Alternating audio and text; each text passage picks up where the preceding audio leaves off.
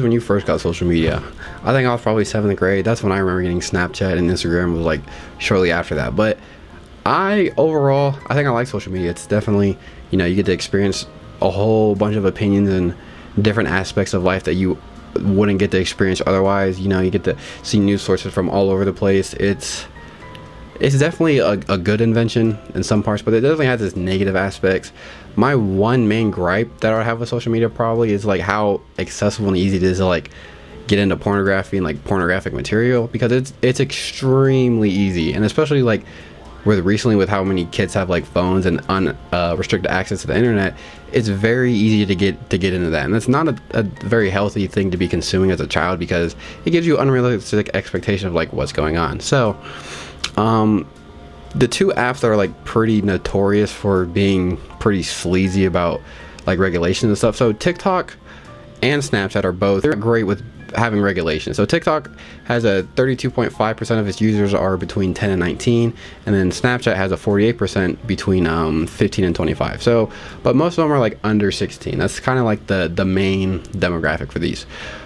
The problem occurs when these pages like Snapchat, for example, their explore page, it's filled with like softcore pornographic stuff, and even creators that aren't known for that will put clickbait stuff on the front of their like profile, so when you click it, that's what you think you're seeing. So then you scroll through, but it's just a way for them to make sure that you click on their content, because they're giving you clickbait stuff.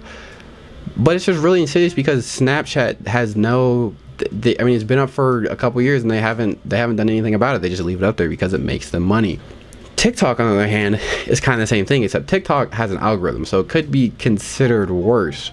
So I know TikTok has a lot of OnlyFans creator, like the Bop House, which is a collection of OnlyFans creators that make content in the house and sell it to you, and that's not bad in it of itself. It's you're making a living, but I think it's bad when your user base is very young, like you have a lot of children on your app and it's being pushed to them with like no regulations. And it's like with the algorithm, as soon as you start liking stuff, they're going to keep feeding you that. So they're keep feeding you that pretty like that damaging material. And my dad works with middle school, so I've been around it, and it's like it is very weird walking into these buildings and seeing how these kids talk and how they interact with each other. It's very graphic. It feels like TikTok, it feels like Twitter. Like these kids are having pretty grown-up vulgar conversations about like OnlyFans creators, and that's like, as a 4th grader, I don't think you should even know what an OnlyFans creator is. That should be the last thing on your mind. You should be playing, pee-wee football, maybe softball, but OnlyFans creators, who, and it's like, there's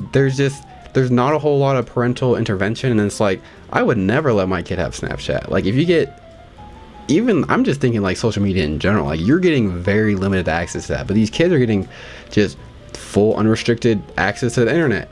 And the problem occurs like, when these apps are able to push these creators with no like regulation or anything, and it becomes damaging when like you see all this and then you get unrealistic expectations. Like, these are not real people, they're actors, they're getting paid for what they're doing, they're making money off what they're doing. This is not a real experience. So it's giving boys unrealistic expectations, because it's like, oh, I'm supposed to be expected to do this, and it's also giving girls unrealistic expectations. So it's a very damaging loop of just feeding kids sex and porn, because it does make these companies, it makes them a lot of money, but it's also damaging our youth, because we're exposing them to stuff they should not be exposed to.